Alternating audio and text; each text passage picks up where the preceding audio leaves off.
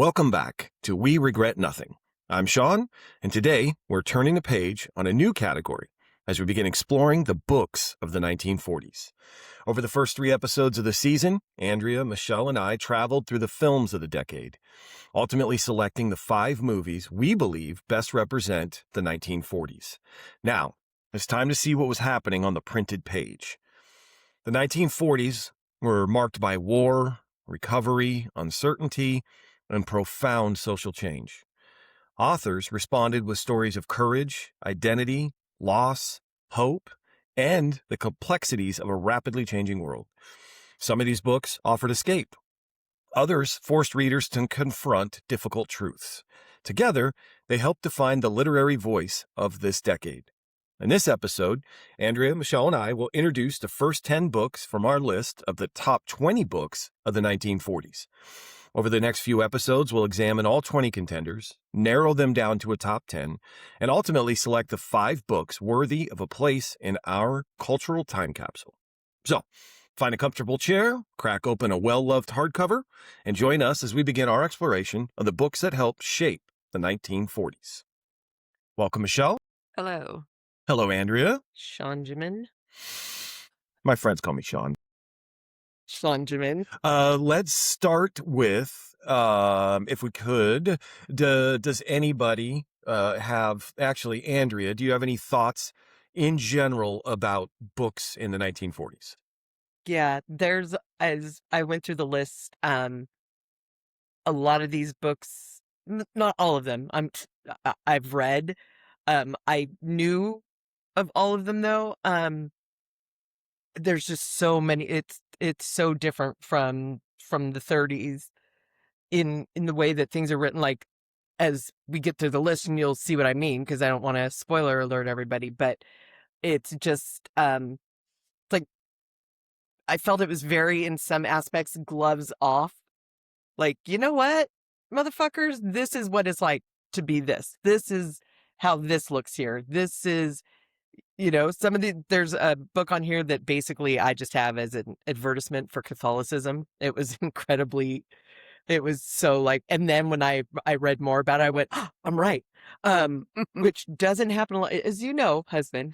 But yeah, a lot of them are just so incredibly dark. And I mean by color, like just dark, gray, sad, but they're also exposing or showing truths. So it kind of takes away. And I see why a lot like publishers were like, okay, we just had a literal Second World War when we were supposed to not have another World War. And here's how it is. So yeah, Few exceptions. This list is bleak. bleak. Yes.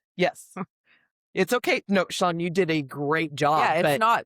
You didn't I write was the like, books, but the damn. list is Yeah. So yeah, it's bleak. Michelle, anything other than the list is bleak? Thank God there's a couple of kids' books. That's it. I should probably say a little behind the curtain. I threw those in for you. Thank you.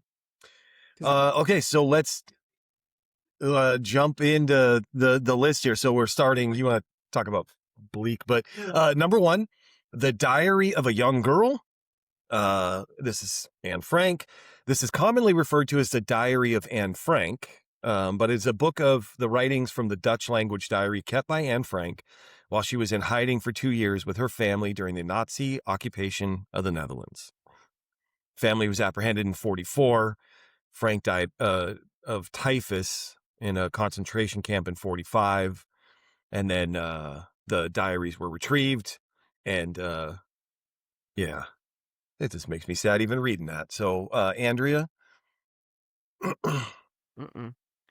Michelle, what do you think? All right, I'm going to try to make Andrea laugh. How I escaped reading this book, I don't know. Yeah. I've never, not once. I mean, I feel lucky now looking at your face. And it's not like I don't know about it or what's it. Yeah, you were like, what's this going to be about? This seems fun.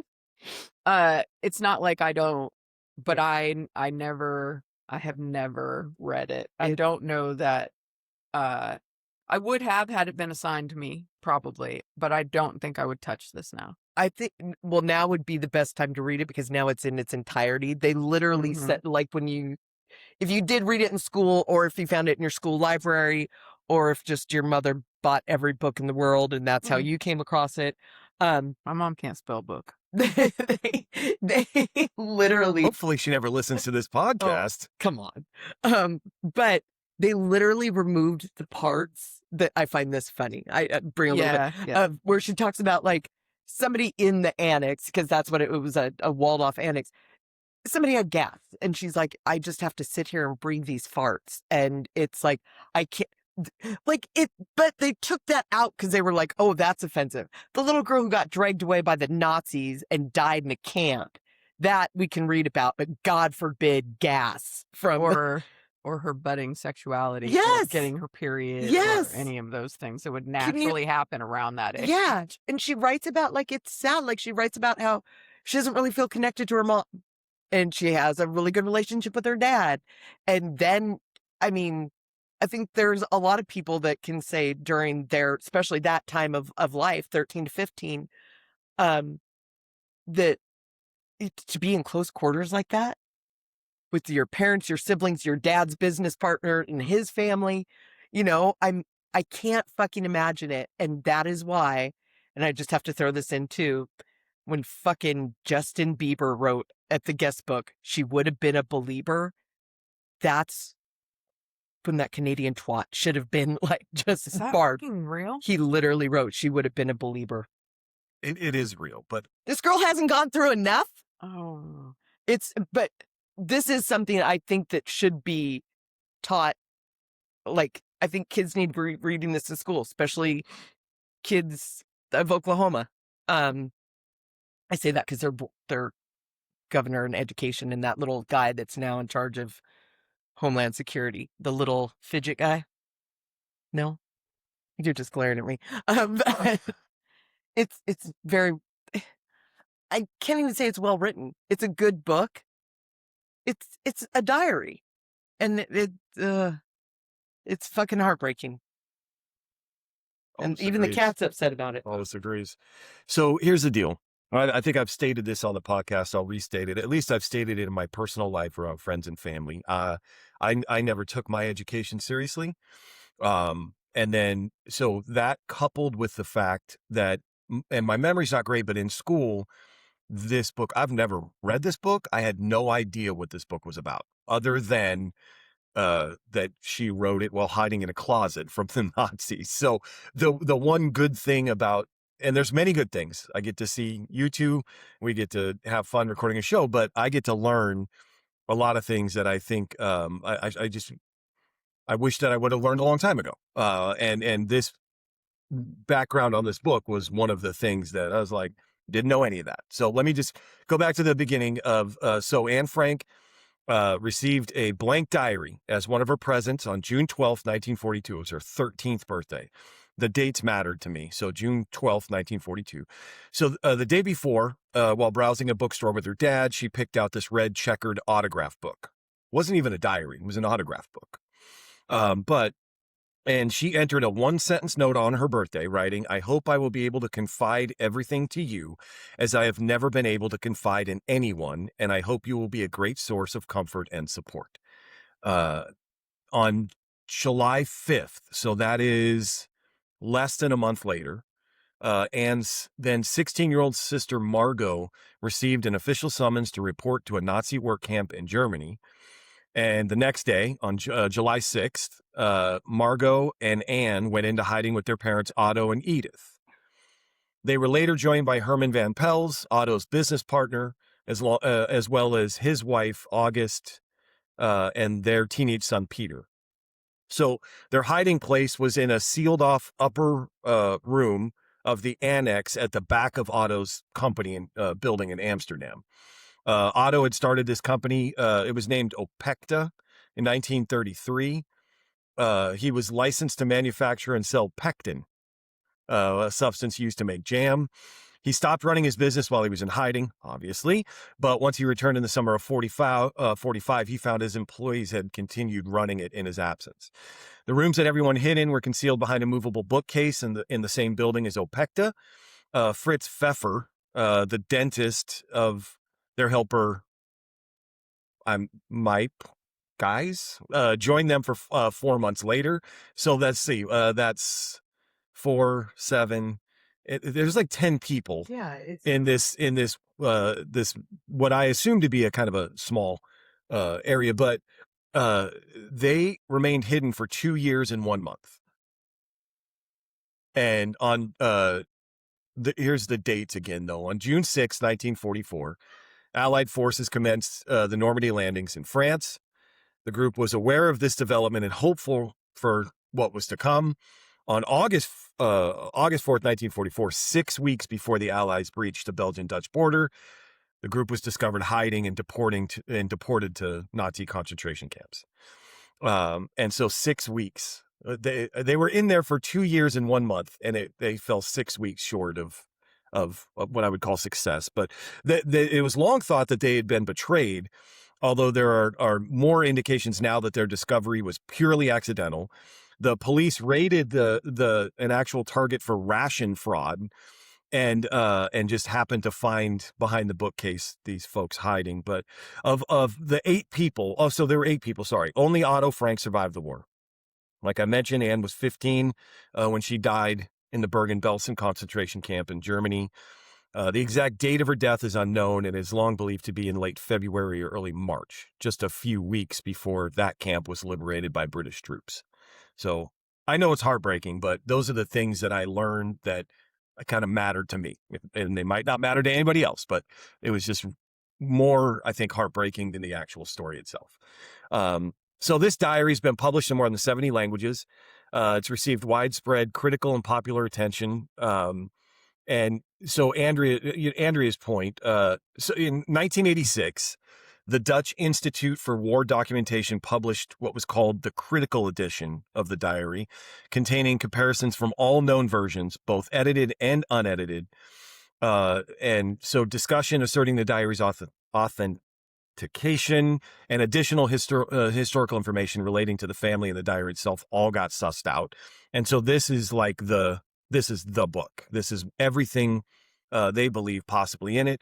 Included sections of Anne's diaries which had previously been edited out, containing passages on pondering her own sexuality, references to touching her friend's breasts, her thoughts on menstruation, and an edition that was published in 1995, just 3 years before, included Anne's description of exploring her own genitalia and her confusion regarding sex and childbirth.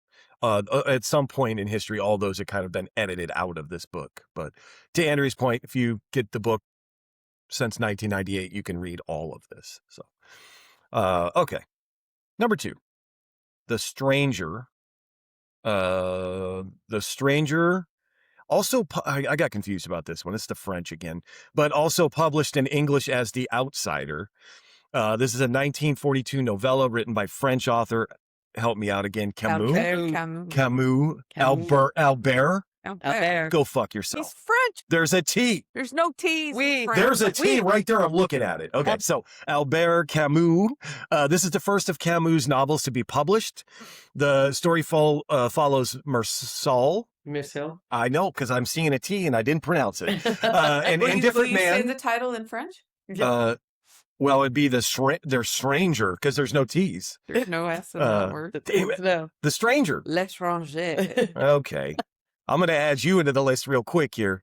Okay, so sorry. This follows Marcel, an indifferent man in French Algeria who, weeks after his mother's funeral, kills an unarmed Arab man in Algiers. Story is divided into 2 parts, presenting Marcel's first-person narrative before and after the killing. That is Michelle. The only reason I knew about this was because of The Cure. I do love how music introduces how you is to that? I do love that. Their first single released on Oh no, I have it in my notes. Yeah, Go ahead. Was called Killing an Arab. And as you might imagine, it met with wildly crazy criticism because people don't read. Mm-hmm. and they just assumed that this was some kind of, Let's kill it. racist. Yeah. So anyway, but then even after several, okay, we'll talk about the book, but it was clear that this was based on the book because the lyrics are exactly the plot of the fucking book. I gotta Or the listen to that song. denouement. Anyway, gotta- it's the lyrics are, that's exactly what fucking happens in the book. So anyway, I have not read it, but I did know about it again because of The Cure. But it seems to me, that if you want the too long didn't read literal version of this is that, nothing matters, Mhm. right? So you can weave your way through the world, making choices, good, bad, right, or wrong, and it doesn't matter because everything's going to play out the way it plays out, and you're going to end up dead anyway. So, but it is, mostly because Meursault has he's just like, He's apathetic. he has no remorse, no, about anything, about his mother's death, about the killing, he like figures like, well, I guess I'll just make this work. And it's bleak. Mhm. He does not care what he did. He does not care why he did it. He doesn't even really know why he did it. It's quite, yeah. Andrea? I am not. I have read this. I am not a fan of an apathetic protagonist. I do not care for. It's brilliantly written. It really is. In my opinion, it is brilliantly written. It is not a book I've ever gone back to revisit, and you know that I love to revisit books. But I do that. I mean, kind of, this was almost the same kind of problem I had with when I say I don't like an apathetic protagonist. Is that's very much how I felt like about Holden Caulfield. Mm-hmm. There's God, who the fuck wrote the Cider House Rules and World According to John Irving?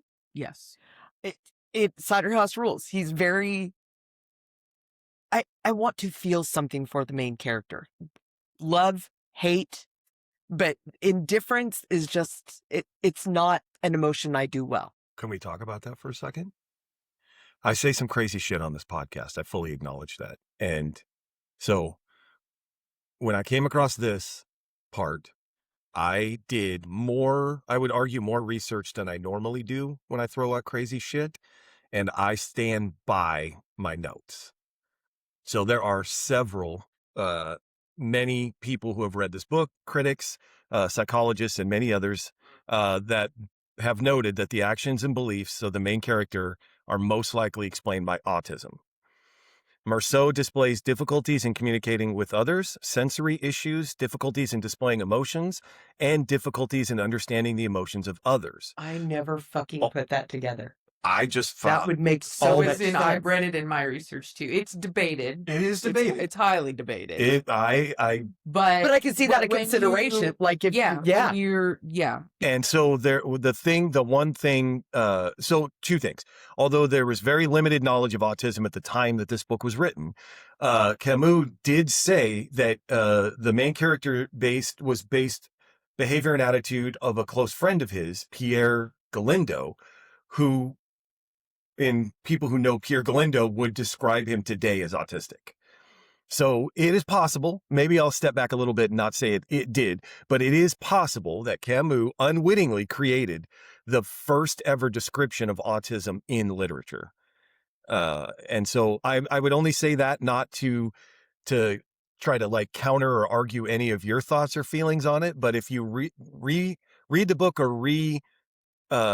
think about your feelings of the book in using that filter, I don't know what it'll do, but maybe it'll change things. part of the highly contested, debatable part, which is why if you're feeling some kind of way about this, you maybe shouldn't, is that the people who are arguing that perhaps Meursault was autistic, the people on the other side who are arguing that he was just apathetic, Mm-hmm. Which are is how I always took it. right, are that so he shoots, you know, the guy on the beach, Mhm. right?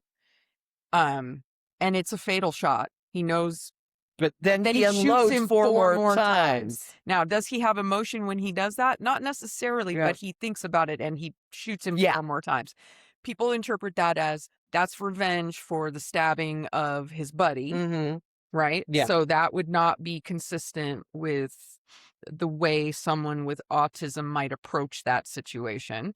And at the end of the book where he, you know, for like the first year in prison, he's just like, I'll look out the window, I'll eat my food, I'll do it, you know, Mhm. just like, because I don't care, and, you know, and Yeah. fate is what it is, I will just live my life here and be perfectly happy. But towards the end, like, The priest. the priest, yes, the priest comes to kinda- talk to him and he starts to consider it a little Mhm. bit, but even still, right, that also would be inconsistent with, because it wouldn't matter what Yeah.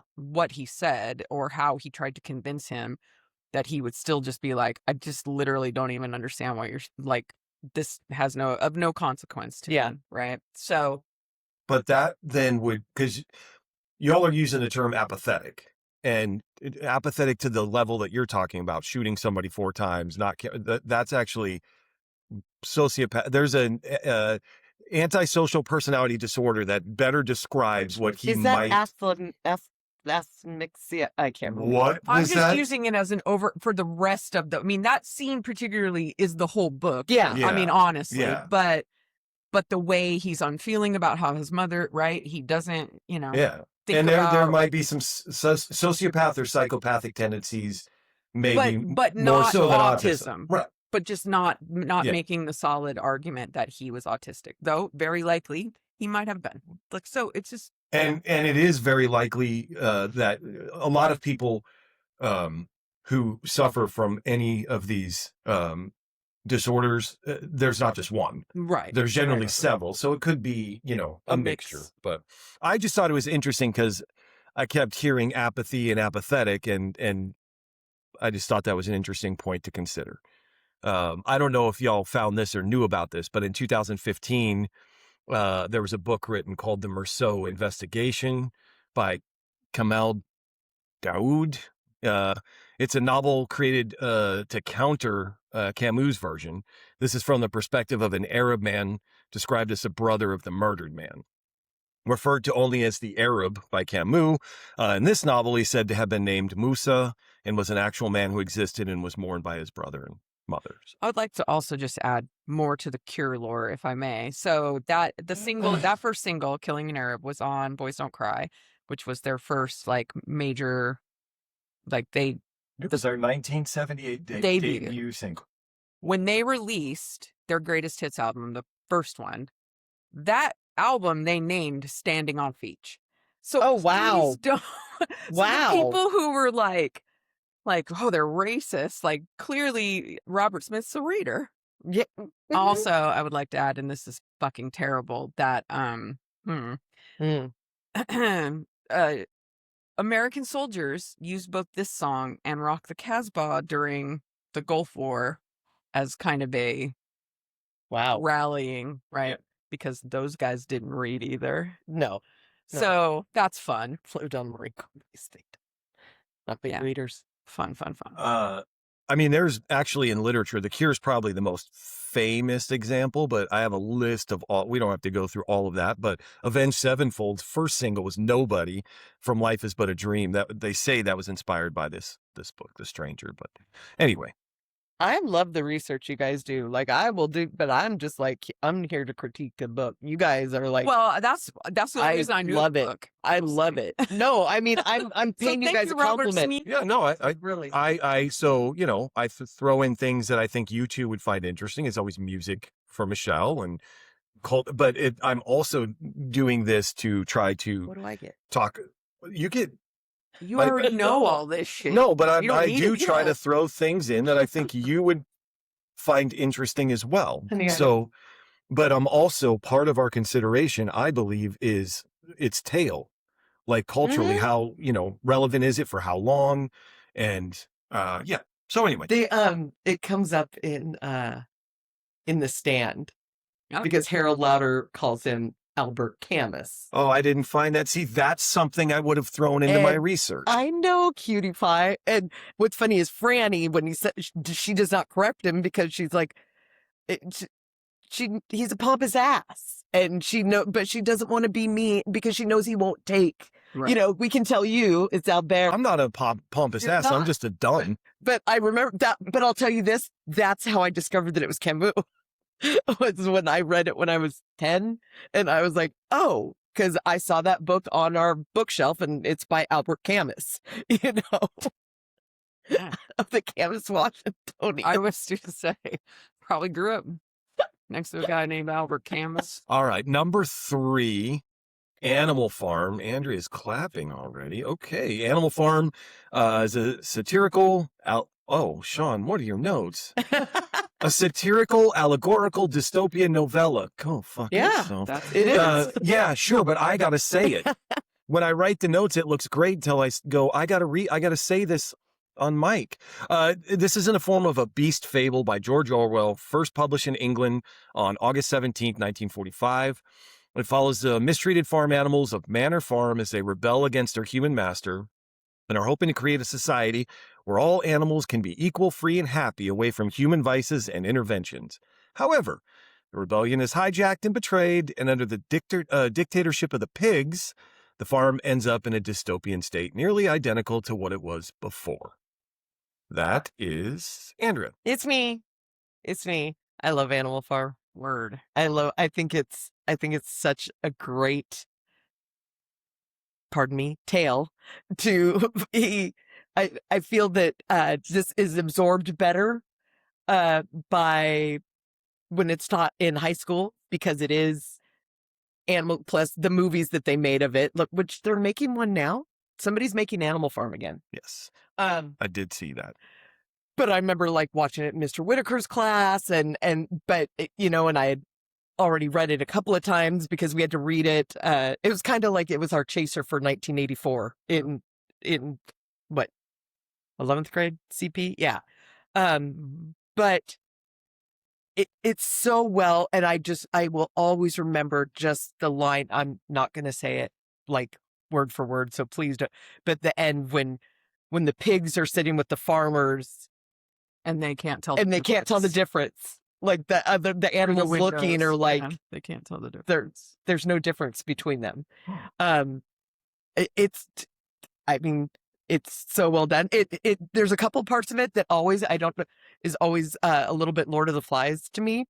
And not because of pigs, not because of piggy, but there is like kind of that, and I believe that it's still something that you see so much. It still happens here all the time. You know, people start like, okay, we're going to do away with this and it's going to be better under this. And then it's like, oh God, is it worse now? Like if we would have left, you know, which I think this story might make some people where they're like, maybe we don't want change, even if they should have change.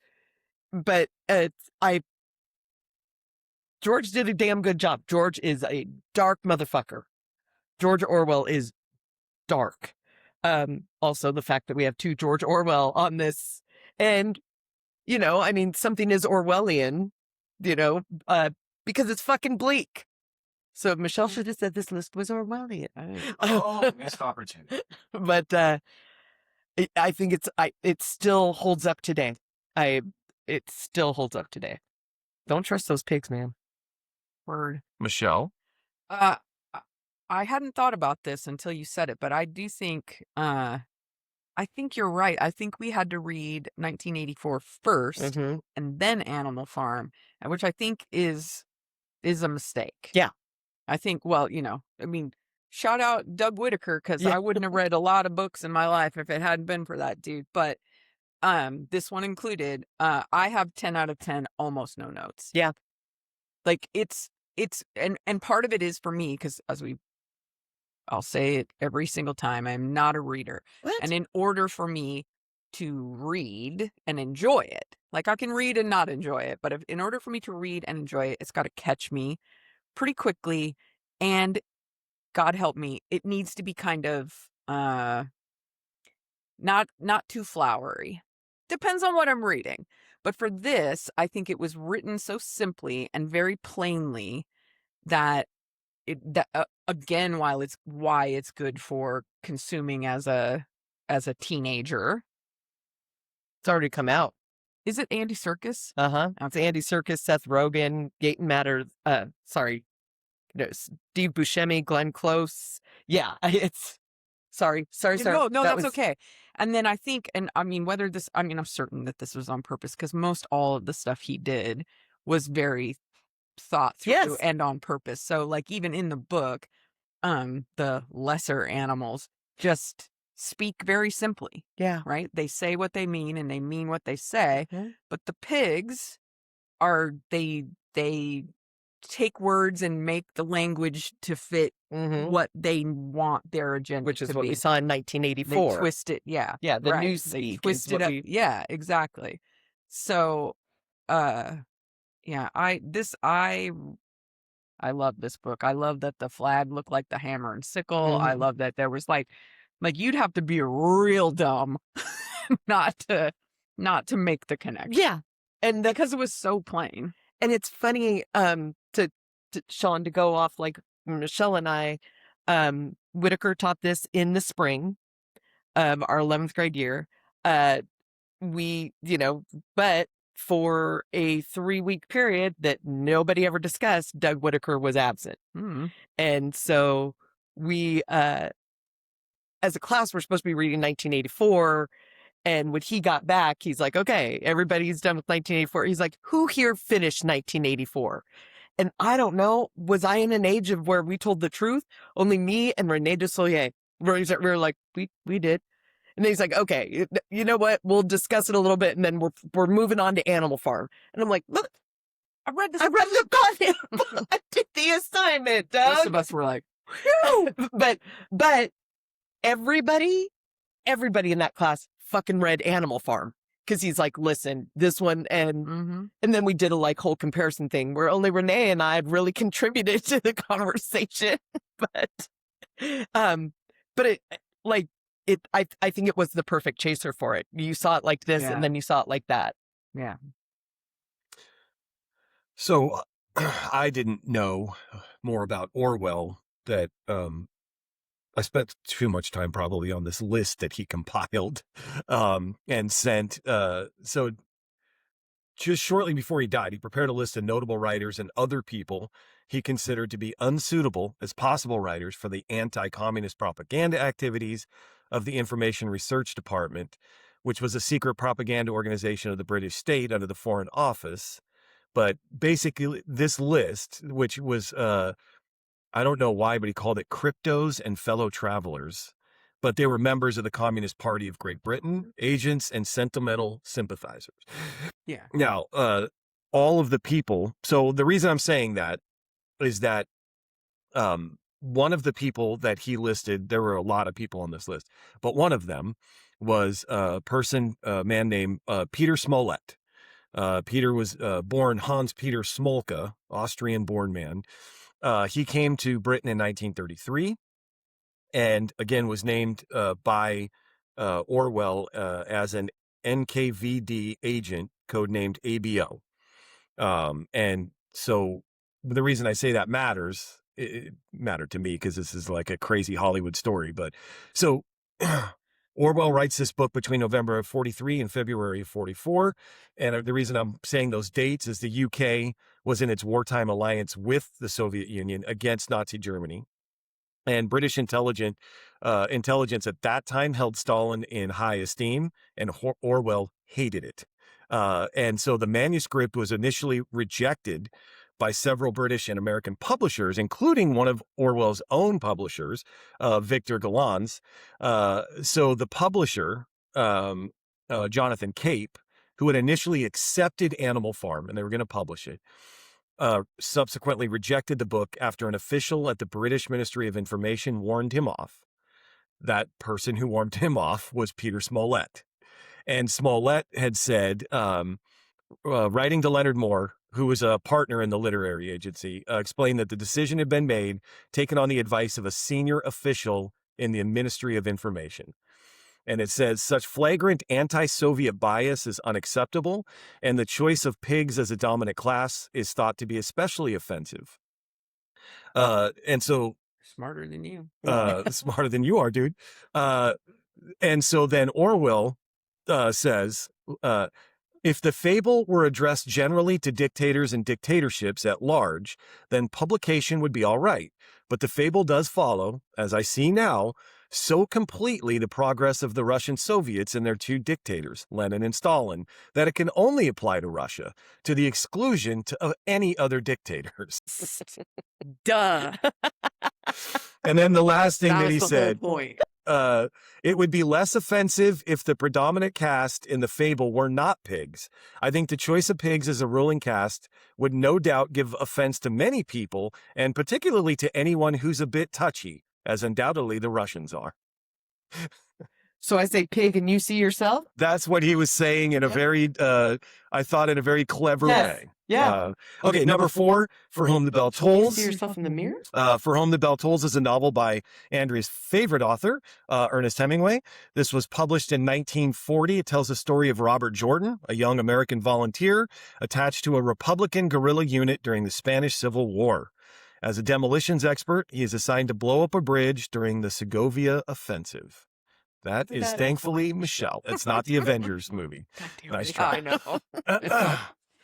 I surprisingly didn't hate this one when I read it. I think it's less Hemingway than the rest of the Hemingways, if that makes sense. But then as I'm thinking about this, okay, so first of all, the title is from like maybe one of my favorite poems of all time by John Donne. It's so good. But I when I was looking at this just now, I was thinking like it's a little Private Ryan-esque, right? We have a singular objective, right? Well, Jordan has a singular objective. Yes. Recruits, well, he doesn't recruit necessarily, but gets involved with kind of a ragtag bunch of dudes to go execute the singular objective, including blowing up a bridge. A lot of them, Steven a lot of Spielberg. them are like, I don't know about this. And then, also including becoming mortally wounded. So, but I do remember liking this when I read it and thought that it was like definitely because I liked that the guerrilla leader dude gets overthrown by his wife because she's like, fuck you, we have a greater good, so go fuck yourself. I do, but I did learn, and I did not even think about this, but when I was researching this, that the phrase "feeling the earth move," did you feel the earth move? Yeah, is from this book. Because Maria and Robert have sex in a field and she's laying in the dirt. Yeah. And when they're done, he says, "Did you feel the earth move?" And that is where that phrase comes from, is from the... I never knew where... Okay. I didn't either. Okay. I didn't until I read this. It's interesting. Okay. There's a lot of lexicon in I this do. list. I like a lot. Yeah. Andrew? Okay, so I'm just going to read from my notes. Okay. Why is he still here? I prefer John Donne's devotions upon emergent occasions. See? He was dying when he wrote that. It's such a beautiful He poem. was dying. It's a beautiful For whom the bell tolls, it tolls for thee. That's why we're best friends. Death's coming for all of us. But no, what Michelle said, this is the only Hemingway book that I read twice. And I was like, because I didn't even feel like, again, while it's a singular objective, that this protagonist is not he's not as much of a narcissist. Just say as self. as the rest of all the other He's not. Hemingway characters are. He's the least. Yes. He's the most Hemingway. like a He's- normal man. He's the least Hemingway Yes. of all the characters. Sean, what's the movie where the person's gonna? I can see it, and I know it's a movie I've probably seen 227 times. But where they're in a fight or a war or something, and the guy's it's a battle, and they have to leave a guy. He's mortally wounded, and he's got the grenade, and he's got it done. And when his because that's happened to it's gonna blow. Yeah. He's gonna blow everybody up. And the first time that I saw it with you, I was like, but no, I know the scene. he might not be dying. You're like, Andrea, I can't he's remember the dying. movie. I want to say it's like a canister grenade, like not like a avocado but grenade. I don't remember the movie. Yeah, and you know what? And because It always they reminds me got of this. grenades to pull the string Yes. from far away, and that's how. Yeah, that's Yeah. how the other dude dies. So is it because just- he gets hit by shrapnel because they're too close to the fucking thing. And it is like it's the most where Hemingway was a writer, not a reporter. Yeah, I need to have a word with Steven Spielberg because also Jordan, while he's laying mortally wounded, is waiting to like take his last. Like he's just like, I'll Yeah. wait and shoot at whatever enemies Mhm, come before if mhm. I can stay conscious and not die first. Yeah. And at the end, Private Ryan, Tom Hanks is just shooting at the tank because he knows he's dying, and he's just like, "Fuck it, I'm just gonna stay here." And I couldn't. Yeah, Did Sean get really mad about Jeremy Davies again last night? Because yeah, he did at one time call him a pussy. yeah.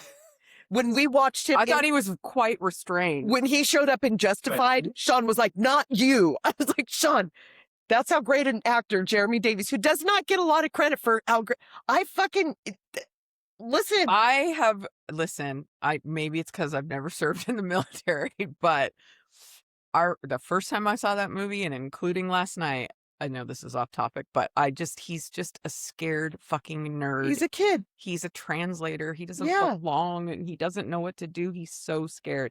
So I have some sympathy. I do too. for young Upham, I have. except Yeah. that he let that thing. Adam. Yeah. Anyway. Yes. So So a little bit about this book we're talking about. So this book was published just after the end of the Spanish Civil War, but the war had been Slap your covered hand. in great detail in international media at the time. But I'm going to argue, I don't want to give Andrea more fuel for her hatred, but I feel like Hemingway assumed so much in this book that the audience knows that the war was between the leftist government and the Second Spanish Republic, that many foreigners went to Spain to help out, the nationalist faction, which was supported by Nazi Germany and fascist Italy. Like, there's just a lot of stuff that I feel like was assumed. Y'all know this, and I'm Right, dumb. because he was a narcissist. That's like the thing. He's like, I'm. Yeah. That. Yeah. Okay. And I would like to say that I hate F. Scott Fitzgerald more than this guy. Oh, no, I So, know. I'm I the know. one that really not a big Hemingway. Yeah. Oh, maybe I Yeah. got my. I I don't do hate not him like with the him. Like the fiery passion. Yeah, Yes, of okay. 1,000 That sons. In 1940, For Whom the Bell Tolls was declared non-mailable by the U.S. Post Office. Wow. The ban was enacted due to the book's explicit sexual content Ugh. and perceived pro-communist political themes. The novel dealt heavily with Marxism and the Spanish Civil War, like I said, which made it highly controversial at the time. The last thing I just found was in 1941, the Pulitzer Prize Committee for Letters unanimously recommended For Whom the Bell Tolls to be awarded Pulitzer Prize for Novel of the Year. The entire board agreed. However, Nicholas Murray Butler, president of Columbia University and ex officio head of the Pulitzer Board at the time, found the novel offensive and persuaded the board to reverse its determination. No Pulitzers were given for the category of novel that year. That's Fucked up. oh my god. It's fucked up. What in the name Imagine how of mad you'd Battleground be. Washington? That'd Imagine be how so mad you'd be. Oh, I'd be so I'm pissed. gonna get the fucking Pulitzer. No, you're not. Yeah. No, you're not. Because I guarantee, okay, 99%, because I don't know for sure, but it's the sex. It's always the fucking sex with these fucking white cisgender stick up their ass men that run these committees in the world. But It is the sex. it's this, oh my God, I know. people fuck. The violence is okay, but just Right, don't talk about right? sex. Like on the other side of the world, children are being dragged off and put in camps and their parents executed. But don't you dare have a penis and a vagina. Don't you dare talk about it. Okay, number 5. Native Son. Native Son is a 1940 novel written by American author Richard Wright. This tells the story of a 20-year-old named Bigger Thomas, a black youth living in utter poverty in a poor area on Chicago's South Side in the 1930s. I wonder if he knew Rick Riz. South Side of Chicago, right? No? Thomas kills a white woman at a time when racism is at its peak, and he pays the price for it. And that is Andrea. This story is this I have not read. I knew of it, and that's why I did not read it. I know of Richard Wright's work. He is a fascinating read. I mean, his life. This story is so heartbreaking and I could see, I don't know how it was received at the time by quote unquote the whites. I'm sure you don't want to see, where your white savior complex can really fuck you up. And I mean, the Dolans, is that their last name? The ones that employ him, and then he murders their daughter, which is a very simple way of saying, I mean, I can't remember. I actually don't have that. Sorry. Yeah, because for some reason I was thinking they were Irish American. So I don't. Is it Dolan? Dalton. Thank you. It is in my notes. Barely. But it's just sad. He's never going to get out of what he has, what he doesn't have. He's never going to break the cycle, and he's so angry, and he doesn't know why, and he's afraid. So he does it. It's just the worst case of circumstances and bad luck, and it's just fucking yeah. For sure. So I also have not read this, but I knew of it, and just from what I knew of it, I thought, okay, this is going to be like in book form, a thing that I just always say, which is, you can tell people that they can pull themselves up by their fucking bootstraps, but that's impossible if they don't have fucking boots. Yeah. Right. So I knew the premise of this, which basically, soup to nuts, is this kid is a product of his environment. He's been shaped by circumstance, and he's impoverished. And so he's only going to end up what he was always supposed to end up being. Right. Which is fucking sad when you lay it out that way. Mhm. Right. He has, it wouldn't matter what choices he made. He was just always going to end up in a circumstance, maybe not this one exactly, but in a circumstance similar to this.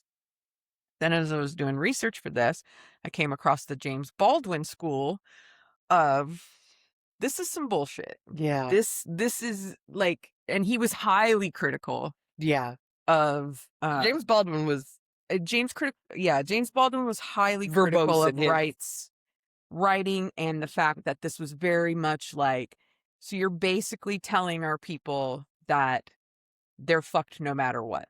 And James Baldwin was also very big on we are systematically fucked, but we have agency. So, and I'm but not we should trying try to speak- find those boots. Yeah. Yeah. So, it's so hard to be empathetic for this kid, honestly, even that's though the hard- it's hard. he accidentally kills Mary. Yeah. Right. So black kid, South Side of Chicago. He's basically financially responsible for his family. He hates that. He does not want to be that. He ends up getting a job with a wealthy white family. The daughter is attractive, but she's also not communist, and her boyfriend is a communist organizer. And under the guise of him driving her around to go to college shit, takes them to dinner, meets them. The other whites in the communist thing kind of treat him, they invite him to come have dinner, blah, blah, blah. She gets drunk. He gets her home, carries her to her room.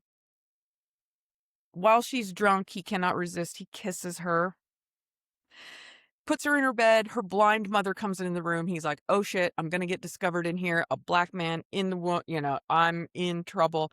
So he puts a pillow over Mary's face to keep her quiet so that her blind mother will not think that there's anyone else in there. And he smothers her to death. It's not great. That's an accident. It's not That one is. It's not going to turn out well for him No. because he's a poor black kid who works in a wealthy White House. So no matter, they're going to, probably they're going to accuse him of raping her first. But then he makes a poor decision to burn her body in the furnace. And then he decides there's more to this. But then he also rapes and murders his actual girlfriend later in the book it's so hard to be empathetic for this character. I don't Anyway. And then he gets a lawyer, a white Jewish lawyer who argues The boyfriend. It's Mary's boyfriend. Who secures him the lawyer. Who maybe that was white guilt. I don't know. You can frame it any way you want. I appreciate that when people read or hear things that they, some things are left to your interpretation. But white Jewish lawyer comes in and argues not that he didn't do it, but that he was supposed to do it. He had he was going to do something. It was just this. And nobody gives a shit about his girlfriend's murder or rape. They only care about the white lady. So it seems that if he's accused of raping her before he murdered her, Mary, the white girl, that's worse than him actually raping and murdering on purpose his actual girlfriend, who is black. Yeah, it's a rough one. It's a rough one. I'm glad I didn't read it. I remember I think it being on across a room. It was on one of Whitaker's reading lists, and I don't think anybody in the class chose it, not knowing. Yeah, well, this is off topic, but I was telling Chris that we had required, and then there was a list we could choose from. I would not. I mean, if I had chosen this and not known, and then started reading it, I would have been like, yeah. No, thank you. Especially something like, Anyway, Sean? I would say critical analysis of this book says that Wright walks the razor's edge here of not ever apologizing for Bigger's crimes, but also able to portray a systemic causation behind the crimes, which is a bit of a high wire act, I think. But you all brought up Boris Max. Boris Max makes the case that there's no escape from this destiny for his client or any other Black American, since they are the necessary product of the society that formed them and told them since birth who exactly they were supposed to be. That's the quote from this. To Andrea, your question about, it was a while back, but did this sell well? You could say that. It sold 250,000 hardcover copies within the first 3 weeks of publication. So this was one of the earliest successful attempts to explain the racial divide in America in terms of the social conditions imposed on African Americans by the dominant white society. Also made Wright the wealthiest Black writer of this time and earned him the nickname Father of Black American Literature. So it was successful, which is surprising, but what is it? And I say this because I think, leaning towards Andrea's point a little bit,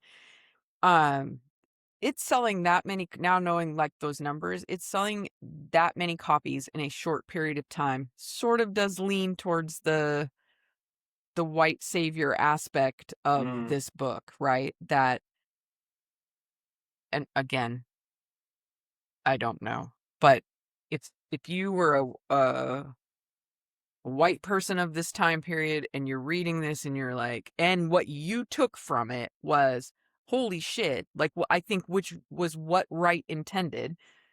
This kid he was always going to end up right where he is.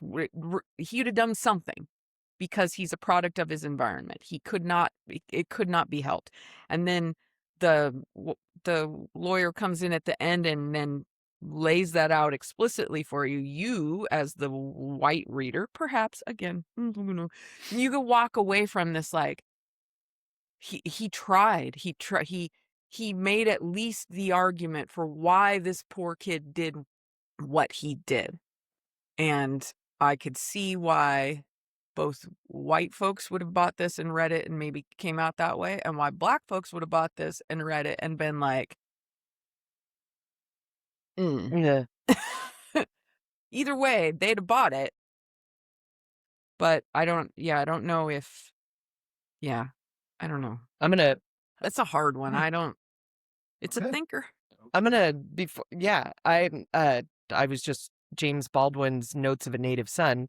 I need to get that and read it based off this because he does. The stuff I read from it and the critiques that's always tough. That's always like as a white person. Well, and I'm saying this not as like some kind of, but I mean as a white person looking at a renowned black author, activist, reader, thinker, right, critiquing another black artist, writer, like it's interesting. I'll say that. It's definitely thought-provoking. Okay. Number 6. This name. Okay. Brideshead Revisited, The Sacred and Profane Memories of Captain Charles Ryder. This is a novel by the English writer Evelyn Waugh, first published in 1945. It follows from the 1920s to the early 40s the life and romances of Charles Ryder, especially his friendship with the Flights, a family of wealthy English Catholics who live in a palatial mansion called Brideshead Castle. Ryder has relationships with 2 of the Flights, Lord Sebastian and Lady Julia. The novel explores themes including Catholicism and nostalgia for the age of English aristocracy. Sounds great. Michelle? I have not read this. I did not. Right. I know this because I was like, oh, this is some BBC bullshit. Right. It's got 1,000 parts and it's 11. Yeah. But after researching it, I was like, oh, I'd have never read this anyway because it's all the things that I personally, I'm not speaking for the podcast, do not like about organized religion, particularly Catholics. And it is this. You have all these rules to follow, and yet a lot of people break all those rules their entire lives. And then on their deathbed, they say, oh, fuck, I fucked up. Sorry. And then all is well. So the tenets of living a good life, of being a good person, you can fuck all that the whole time and then still get your reward. I don't buy it. I don't like it. So no, thank you. Pass. You can talk to Andrea about this. My note for this is advertisement for Catholicism. This is the one I was referring to. Fair. In my opinion, and I listen, if we even have enough people that listen or watch this to piss off, great. I don't care. I'm about to. It's called We Regret Nothing. In that rant, I forgot what I was going to say. No, there's nothing worse. There's no worse Catholic than a brand new Catholic.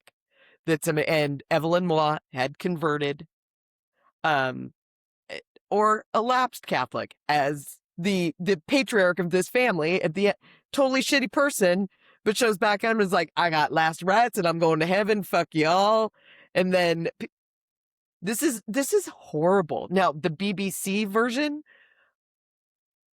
as I recall, I found some of it interesting. My mom was watching it. I'm sure it was. Is that the 1981? Yes. Okay. I'm sure it was beautiful to look at. Yeah. Very English. Oh, very. Yeah. Very.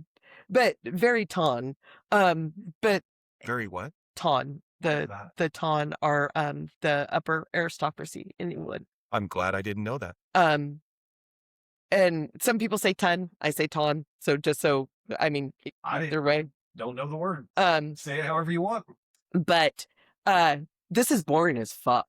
Huh. It really is. There's nothing worse to me. I think I already said there was something else. Nothing worse before. Oh yeah, an apathetic character. Second after an apathetic character, a dry fuck. I mean, this book is. There's supposed to be sexual tension, and I just keep picturing Prince Charles in bed with someone. Like, it's so boring. It's so. Oh, why did you have to do that to me? It's incredibly, and I do like a good saga. Don't get me wrong, but This ain't it. It's dry. It's dry and Catholic. So the 1981 version that you referenced, I believe this is right, the one, but it was a 11-episode TV serial starring Jeremy Irons as Charles Ryder and Anthony Andrews as Lord Sebastian Flight. Then I'll skip over that one. But in 2008, BBC Audiobooks released an unabridged reading of the book by Jeremy Irons. He seemed to like this content. He was hot in it. I mean, he made it like there was no dry there, but I mean, it was like. But then there's an abridged audiobook version, the same 2008 BBC Audiobooks, but read by Sir John Gielgud, which is available on YouTube if you want to check that one out. But I just thought this in 2020. It was announced that the novel would be adapted again for HBO. Yeah.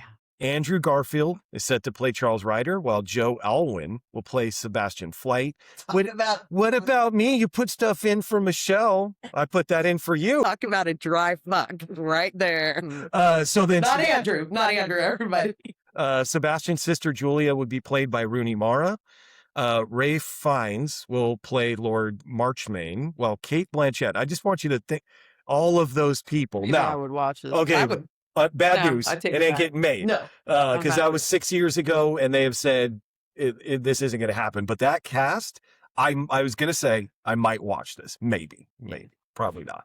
I'll just throw things at Joe the whole time. I'm only going to watch it for Joe Alwyn. Number 7. To hell. Number 7 is 1984, our second George Orwell book. So this story takes place in a fictional future. The year is believed to be 1984, but this is uncertain. Much of the world is in perpetual war. Great Britain, now known as Airstrip 1, has become a province of the totalitarian. See what I mean? Totalitarian. No, okay, but it's 3 words. A province of the totalitarian superstate Oceania. Sean, you dumb. Which is led by Big Brother. Dictatorial leader supported by an intense cult of personality manufactured by the party's thought police. Party engages in omnipresent government surveillance and through the Ministry of Truth, the practice of historical revisionism and constant propaganda to persecute individuality and independent thinking. So the Trump White House. That's Andrea. That's my opening. That's my opening shot. Okay. This is the Trump White House. This is why more of you should have paid attention to fucking 1984. People don't read. Mr. Whitaker's class. Shout out again to Renee Desollier for, like I said, the only 2. And I had already read this when I was younger. This was actually an assigned book from my mother. The summer I was going into 7th grade. I don't know why. Again, I was an odd child, but this is the number one. If you said the word bleak story, I'd be like 1984. And then the movie, I don't know if you ever saw the movie with John Hurt. I didn't. R.I.P. Mr. Ollivander. It's on our Plex. It's in our library, but I've never seen it. It is gray, and it is rough. And Whitaker showed that film. Yeah. And there's some rough parts in it, as is the book. It's scary. The thought police, what the party tells you, you saw with your own eyes and heard with your own ears isn't true. And I think we know that. Like we see now, in the murder of Renee Good, things like this, she was ramming through and like you saw it on fucking TV. It was filmed in real time. And then there is a political party telling you that's not what happened. It's scary. And when I read this book, oh shit, I literally did read this in 1984. That must have been why she assigned it to me. But I was like, well, thank God that's never going to happen. George was a dark motherfucker, but he knew what was going on and he tried to help us. He really did. All while dying of the consumption. The consumption. Well, he didn't. Yeah. He had it, though. Should have gone to Michelle. Colorado. Again, this is kind of almost a 10 out of 10 for me. It's just so, like, I don't know. It is penultimately bleak. But it's chilling and accurate and prophetic, and it's scary to think about, right? Like, when I read it then, as a high school student, I was like, this fucked up. Mm-hmm. but nowhere in But my it's brain, fiction. right? And I think you're supposed to think like, okay, but this is, Nazi occupation, the way the, Mhm. propaganda was used, that kind of thing. So right. But for us, we were separated from that, Yeah. right? We're a generation apart from it. Right. So so when you thought about it, you were like, oh, this is fucking scary and terrible, but whatever. Mhm. And now we live here, right? Yeah. People are disappeared, right? We live in a full surveillance state, and part of that is our fucking fault, right? No one on earth that has one of these is not being surveilled somehow. I'm not trying to be all like conspiracy ass about it, but this is fucking scary, right? And it's wild to me to think about how accurate he was about all of this. Did you read this, Sean? Oh, I'm sorry. Oh, go no. Sorry, go ahead. Michelle. Couldn't tell you. I don't know. You told me earlier I read Animal Farm. I would have told you I've never read it, so And I don't know. Again, with the lexicon stuff, right? So much Yeah. stuff came out of this, right? That Double we use all the speak time, and- right? Yeah. Thought police. Yeah. Oh. Room 101. You had a lot of Big Brother. ones, right? Big Brother, Mhm. certainly. That's the biggest one, probably. No. Yeah, not the CBS show. Oh, I was thinking of the show. No.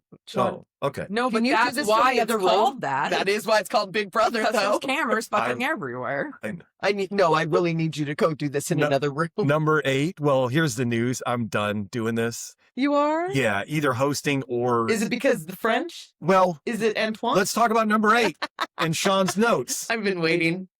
Also, lots of music shit on 1984. Just The what now? Yeah. lots of music. Lots of references music. and- Yeah, I imagine. Oh, number Well, 8. song. The Little Prince. The Little Prince is a novella written and illustrated by, guess what? French writer and aviator. Let's give it a try. Sean, you can do it, buddy. Antoine de Fuck you. Do Saint. Song. I hate this. I hate every second of this. Antoine de Saint-Exupéry. Desupere. There we go. Fuck off everybody. Antoine de The one listener and both of you on the couch Yes. ingest a satchel of Richards. Oh, no. The story follows a young I don't prince want to. who visits various No. planets, including Earth, and addresses themes of loneliness, Ding-dong. friendship, love, and loss. Despite its style as a children's book, The Little Prince makes observations about life, adults, and human nature. Michelle. Le Petit Prince. I was waiting for that. I was waiting for her to say that. I quit. When you're done with this, y'all just All right. hit stop on this button here. Right there. Yeah, I just did hit stop. I did not read this. I don't even think this was on my radar until well into adulthood. But I do like that that this person, the narrator, right, as an adult, had a litmus test for whimsy. Right, he took his little I picture. do like that. Right, he took his little picture that he had drawn of a boa constrictor eating an elephant, and when adults saw it, they were like, "That's a hat," and he was like, "No, it's not though." Mhm. And then he would show it to other adults later, and if they would get it, that would be kind of his like, do you have childlike qualities? Yeah. And no one got it until he wrecks his plane in the Sahara and meets the little prince, who Le then Petit says, Prince. "Oh, that's clearly Mhm. an elephant inside of a boa constrictor." I think that this is just kind of like a fable, a parable for the way the world is, but the way the world could be if you had some whimsy. Oh, I love that. Again, I didn't read it, but I never. it does seem like a long journey to get there. Yes. but yes, that's how I would think. I about love it. that. That's beautiful. And Andrew, you said you don't have anything? I don't really have anything. Okay. Did you read this? No, I did not. Yeah, I didn't even. I had no Oh. real, recollection of this. We had it, and I remember opening it and being like, oh no, this isn't what I thought it was going to be, and then just put it back, and then probably went and read Stephen King. So Okay. So, like I said, this guy. LA. Just call him LA. Shh. Call him what? LA. What does that mean? What's LA? Hey. You can say Antoine. I'm afraid I'm going to say that wrong. No, well, but if you say Antony, Antonio here. No, I don't want to be disrespectful to him because he was an aviator, a French aviator who flew. I mean, World War II, even before. Like he was a French. I'm not saying hero, but I mean he served the French military. I think it's France. France, right? France And France dressing. And Peru. So after he leaves the service, he starts his writing career. And he continued to write up until the spring of 1943 when he left the U.S. with American troops bound for North Africa in the Second World War. You heard that right. And so, so following the German invasion of France in 1940, he flew a Block MB-174. I mean, there's probably too much history for me to go to. We've already gone a little bit long, but he had a very distinguished military career as a pilot. And then The Little Prince comes out, and it's banned in France. What? It's released in the U.S. in 1943. Oh, it's banned because it's Nazi-occupied France? Yes. And Brad Pitt over there. That's a bingo. Later, posthumously, came out in France after the liberation of France. Did he die in the war? You better not say he was shot down. I will throw something at you. I'll just say this. July 31st, 1944, he took off in an unarmed P-38 on his 9th recon mission, and to the great alarm of his squadron and compatriots, he did not return, vanishing without a trace. Word of his disappearance soon spread across the literary world, and then it spread into international headlines. In September of 1998, a fisherman found a silver identity bracelet bearing the name of Antoine de Saint-Exupéry. And the bracelet was hooked to a piece of fabric, which they've determined was from his flight suit. I've never heard this. Announcement of the discovery was an emotional event in France, where he was a national icon still, even though some have disputed its authenticity because it was found far from his intended flight path, implying that the aircraft might not have been shot down. But they believe that he was shot down and disappeared. They've never found the wreckage. They've only found that bracelet and the piece of fabric. Isn't it funny? Okay, and I use funny in the like non-funny sense of it. Yeah. But that all the things we can do in this world and we still can't find things like that, like, Amelia Earhart or the vastness of the ocean. Yeah, I mean, I'm not. That's what. Don't even get me started on the ocean. That freaks me out. But he disappeared, and it is one of my room. He disappeared and most likely passed at age 44. Jesus. Yeah. So anyway, I found him, even though I can't say his name, and I apologize, but I found him to be a fascinating story. He's really interesting. He did a lot. Just call him the Saint, honey. Because by the way, your guy, the Saint, in the movie The Saint, uses that name.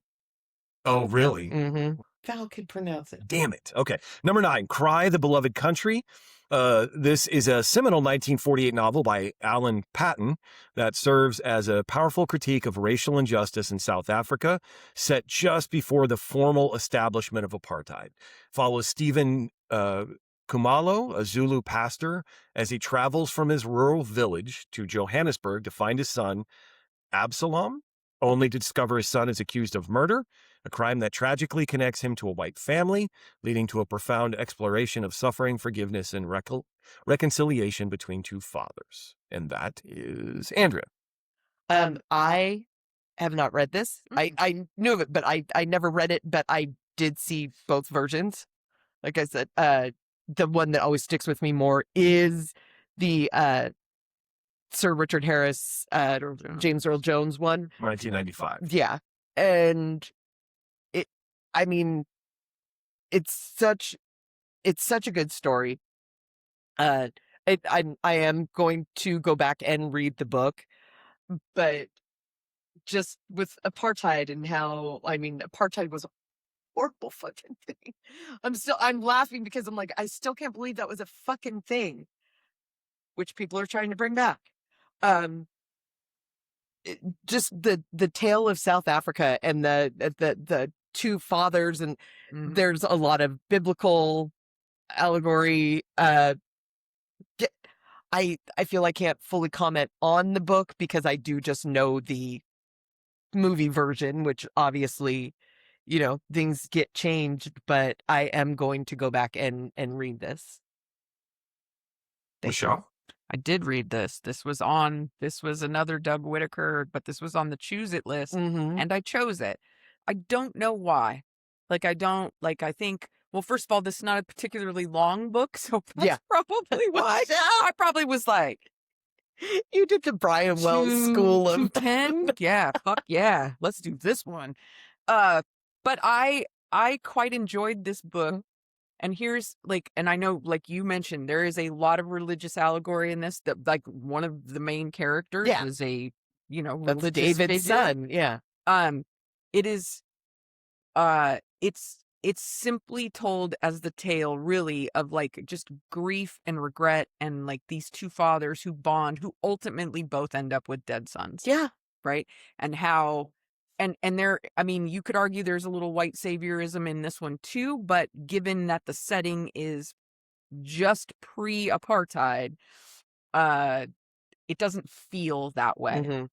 It does feel like actual South Africans, yes, fighting for other South Africans. Yes. It does not feel, anyway, I quite enjoyed this book. Definitely. It really, it's really kind of touching, the relationship that becomes between Stephen and James. It's very, I don't know, I quite enjoyed it. I'm looking forward to reading it. Just going back, I was like, I don't know why I have it. And then also another title from another, yes, Cry the Beloved Country, for the unborn child that is the inheritor of our fear. I mean, come on. That's kind of universal, right? It was good. I think you will quite enjoy it. Okay. I'm excited. I mean, we didn't really talk about what the book about is necessarily, right? I mean, go ahead. Well, initially Stephen is going to Johannesburg to find his sister, who his son, Absalom, has also gone to look for previously, but he did not come back. So another... to go find Gertrude, right? Yes. Another priest asks Stephen to go to find her, and then when he does find her, she's not living her best life, maybe. I'm sorry. My favorite thing, though, she's fallen into prostitution and beer brewing. Yeah. I was like, wait. Girl was an entrepreneur. It's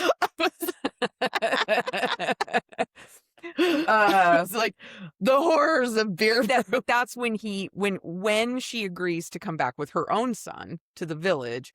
That's when Stephen says, okay, I'm going to go look for Absalom now. And then when he finds him, that's when you discover that Absalom has killed James Jarvis's son. And then when that trial comes, they meet, and it's and then the rest of the book unfolds, right? So anyway, it's good. Okay. I liked it. Okay. Okay. Number 10. The Fountainhead. The Fountainhead. 1943 novel by Ayn Rand that follows the life of an individualistic architect, Howard Rourke, who battles against conventional standards and the establishment to maintain his artistic integrity. Okay. Show. I did not read this one. I read Anthem instead. And the reason I read Anthem is because of Rush. So again, I read a book based on something musical. And I think is it Ein? Is it actually It's Ein? Ein. That's why I paused. Yeah, it's actually Ein. Sorry. But I think whatever. I It is, Yeah, and that 'cause was she's you know, Russian, she is. Yes. and her name is. Yeah. I knew that it wasn't Anne when I was looking at it, but Yeah. I didn't know how to pronounce it, so I just I did not read anything else by her except Anthem. I get the main theme is basically that individualism is better than conformity. I think you could make a very valid argument for that kind of thinking, but she Takes it a bridge too far. she does take it a bridge too far, and she's not a likable person. And she is beloved And by also the beyond that, let's separate the art art from the artist. Fine. This is not the characters in this book, not a single one of them. I go back to my very somebody's got to be likable. I need to like somebody in the book, and there's not a likable character. I don't know. in this book. I feel like that's why they cast Gary Cooper in the movie, because everybody's like, everybody loves Gary No, Cooper. well, I don't think you're wrong about Yeah. that. I mean, there's not a likable person in this goddamn book, and least of all Dominique, the love interest of Mhm. so many people in this book. Mhm. And I'm not shaming her for being a love No, interest. good It's on your body it's just count, she's a girl. piece of shit. Yeah. She's a piece of shit. The newspaper publisher guy pays a guy to divorce her so that he can then marry. They're just gross. garbage people. Gross. Just garbage people in this book. Not a likable person in the whole thing. Do you want to hear my notes? Yeah. They're very. I bet it's real succinct. That was the word I was going to say. This period, bitch, period. Also, this book bores me. It's boring as fuck. Because you don't like anybody and everybody's just Also, gross. architecture's not that exciting. No, and then I remember there's this guy that we knew that was trying to be an architect, and he was like, this is the Bible for architects. I was like, no, it's not. It's a bullshit garbage novel. It's a Bible dum-dum. for narcissism, and he did so well. well, sorry. I mean, it is a I wouldn't say philosophical text, but it's about objectivism, which she Yeah. is trying to in this story get out the tenets. I don't of think it's objectivism. I just don't think it's well written. I'm not saying I don't like her personally, but there's something about her that is very biting into tinfoil, and I don't. It doesn't. Oh. This doesn't please me. It's funny to me that, and I'm not saying this because we are clearly more liberal leaning folk, What? but it is it is curious to me that so many conservatives and right leaning people, even then, and whatever And version of that is especially now, look at her when. I think if you looked at objectivism as a whole, they really are saying that individuality, creativity, innovation is better than conformity. Yet all of the tenets of, well, not all, but many of the tenets of being a conservative are, it's individual when it comes to the self, but not to the greater. The whole. Yeah. Correct. So it's odd to me, or at least curious, that they look to her as some kind of, Yeah. inspiration figurehead kind of from literature, when I think she really meant not that.